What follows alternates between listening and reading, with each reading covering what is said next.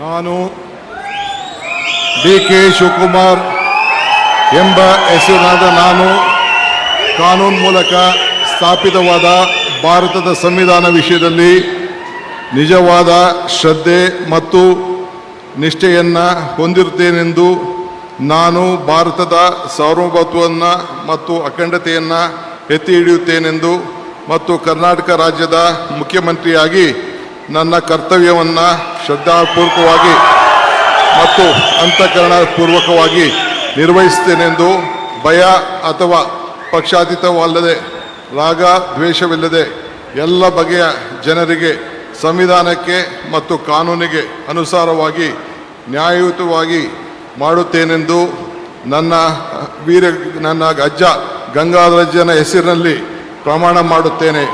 ಶ್ರದ್ಧಾಪೂರ್ವಕವಾಗಿ ಪ್ರತಿಜ್ಞೆಯನ್ನು ಮಾಡುತ್ತೇನೆ.